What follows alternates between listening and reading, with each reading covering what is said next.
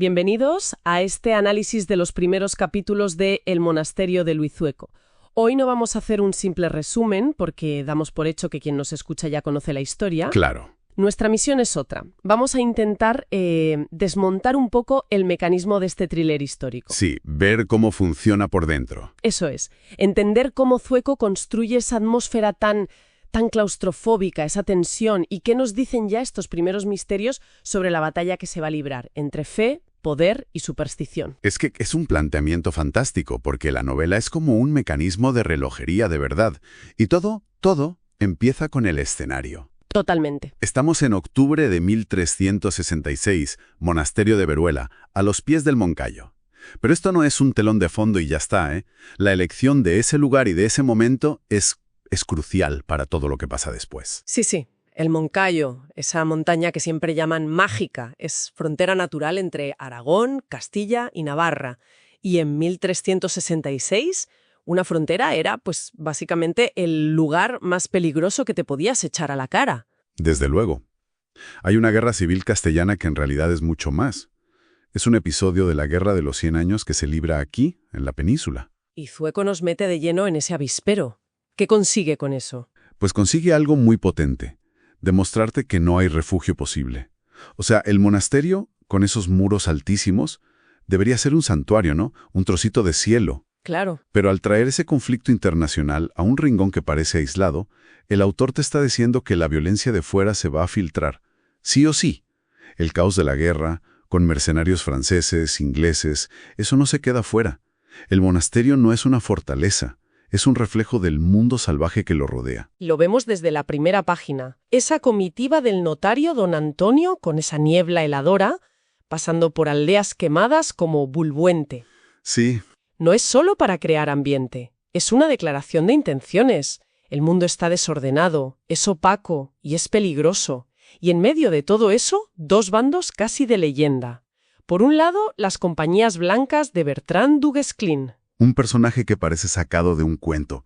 Las crónicas lo pintan como un guerrero increíble, pero feísimo, casi monstruoso.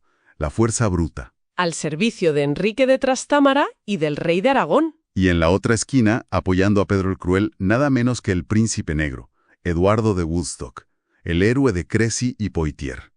Es un choque de titanes, y la península es su tablero. Entonces la emboscada que lo empieza todo, la que mata al notario y a su escolta, no es un simple atraco. No, ¿qué va? Es una consecuencia directa de ese descontrol. Y de ese baño de sangre sale una figura que me fascina. Porque no es un héroe, es un superviviente aterrorizado que tiene que convertirse en otra persona para seguir vivo. Nuestro protagonista, Vicente Ayerbe. Sí, y eso nos lleva al primer gran motor de la trama, la misión. Vicente, que es un simple aprendiz, se ve obligado a hacerse pasar por notario real. Y la orden del rey Pedro IV de Aragón es, como mínimo, rarísima. Muy rara. Ir a Veruela y reclamar, con bulas papales y todo, los restos del infante Alfonso, que lleva casi un siglo enterrado allí. Y aquí es donde la cosa se pone de verdad interesante. ¿Por qué esa urgencia? ¿Por qué ahora, 100 años después, en mitad de una guerra, los huesos de un infante son una prioridad de Estado? ¿Qué valor tienen? Esa es la pregunta del millón.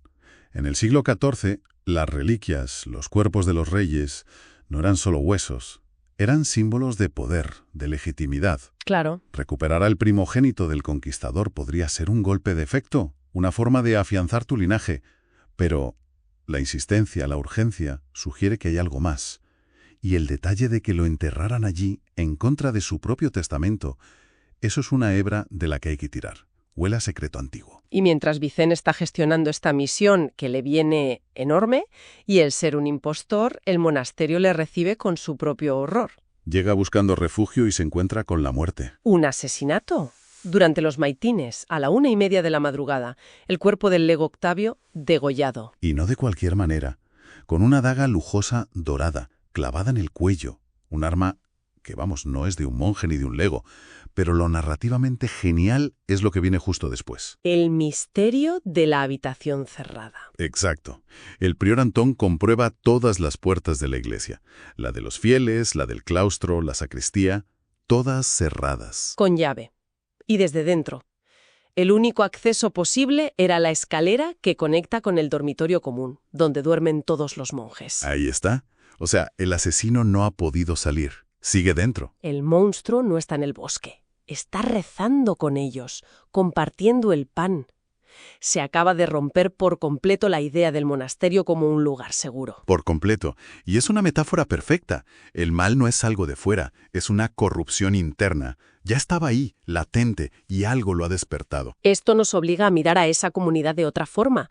Se nos presenta como la ciudad celeste, un ideal de orden, de piedad. Sí, una vida regulada al minuto por las horas canónicas, con una jerarquía clarísima. El prior, el decano, el boticario. Y la distinción entre los monjes de hábito blanco, los intelectuales, y los legos de hábito marrón, la mano de obra. La víctima, Octavio, era un lego, uno de los de abajo. Pero claro, bajo esa superficie de orden y de silencio, bullen las pasiones humanas. Y Zueco nos lo enseña con un detalle brillante. La escena del refectorio. Ah, sí. Vicen observa cómo los monjes, que no pueden hablar en la comida, han desarrollado todo un lenguaje de señas para pasarse la sal, el aceite. Esa escena me pareció increíble. ¿Es solo un detalle de color histórico o nos está diciendo algo más profundo? Para mí es fundamental. Te dice que el silencio no es ausencia de comunicación. Al contrario, en un entorno de silencio forzado se crean códigos ocultos. Claro. El de fuera solo ve el silencio. No entiende los códigos que se mueven por debajo, y de repente cada uno de esos monjes silenciosos es un sospechoso. Y el miedo se palpa. Cuando interrogan a los dos legos que dormían al lado de Octavio, Prudencio e Isidoro, su reacción es de pánico puro. No es sorpresa, es terror. Saben que el asesino es uno de ellos. La comunidad está rota. Y en medio de todo ese caos, a Vicén lo llevan ante el poder supremo, el abad Sancho Marcilla Muñoz. Un hombre postrado en la cama, físicamente destrozado, pero con una mente que es una cuchilla. Una mente que, por supuesto, cala a Vicén en segundos, descubre que es un farsante. Y aquí es donde la novela podría haber acabado para él. Sí. Pero el abad hace algo, totalmente inesperado. Le ofrece un pacto. Un pacto casi diabólico. Encuentra al monje que mató al lego y te doy el cuerpo del infante. Le encarga la investigación a un mentiroso, a un extraño. ¿Y por qué? ¿Por qué confiar en él? ¿Es desesperación o es una estrategia increíblemente astuta? Yo creo que un poco de las dos. Por un lado, el abad no puede fiarse de nadie de dentro. Si el asesino es un monje, cualquier investigación interna estaría contaminada por lealtades, miedos. Claro. Vicén, al ser un forastero, es imparcial, pero creo que también es una prueba. El abad ve en él una inteligencia, una capacidad de observación, y le da un consejo que es la clave de todo. Perseguid el miedo en las almas atormentadas de los hombres. No le dice que busque pistas, le dice que busque la psicología del asesino. Y Vicent, que no tiene otra opción, acepta. Vuelve a la escena del crimen, a la iglesia, y es entonces cuando su mente de observador, ya sin el pánico inicial, ve lo que los demás no vieron. La sangre del lego Octavio no solo está en el suelo, hay salpicaduras en la lápida, en la tumba del infante Alfonso. Y la conexión es inmediata y demoledora. El asesinato y la misión de Vicén están relacionados. Ya no son dos problemas, son el mismo. Y la hipótesis lógica es que Octavio sorprendió a alguien profanando la tumba, intentó detenerlo y lo mataron. Con esa evidencia convence a un prior Antón que está aterrorizado para hacer lo impensable, abrir un sepulcro real. La escena es magnífica. Sí. Ellos dos solos, en esa iglesia inmensa, usando un antorchero como palanca para mover esa losa que pesa 1 tonelada. El sonido de la piedra, en ese silencio. Y por fin, la revelación. Deslizan la lauda, miran dentro y... nada. La tumba está vacía. El cuerpo del infante Alfonso no está. Pero espera, que hay más. Y esto es lo que lo convierte en algo terrorífico. No es solo que esté vacía. El prior acerca un velón y ven algo que les hiela la sangre. Dentro del sarcófago vacío hay gotas de sangre fresca. La sangre de Octavio. Exacto. Aquí es donde la trama explota y se divide en dos. Tienes la visión racional de Vicén. La tumba vacía es el móvil del crimen. Alguien robó los huesos, Octavio lo vio y lo silenciaron. Un caso de asesinato y robo. Y por otro lado, el pánico supersticioso del prior Antón. Para él y para la gente de la zona, la explicación es otra, mucho más oscura. Claro. Una tumba real vacía, un asesinato brutal, eso solo puede significar algo sobrenatural. Teme que la gente piense que el infante se ha levantado de su tumba. Y esto es lo brillante de Zueco. Nos plantea un conflicto entre la lógica y la leyenda, entre la razón de Vicén y el miedo medieval del prior.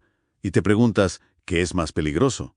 ¿Un asesino de carne y hueso o una superstición que puede incendiar toda una comarca? Así que el panorama al final de estos capítulos es desolador. Tenemos un asesino oculto, una tumba profanada, una misión política que parece ser la causa de todo y un arma, esa daga que bien podría ser la que enterraron con el propio infante.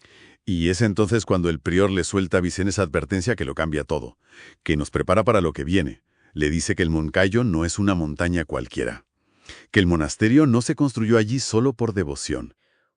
Se construyó, dice, para mantener prisioneros a los seres que viven en su interior. Eso te deja helado. De repente el monasterio ya no es un lugar de oración, es una cárcel para algo ancestral.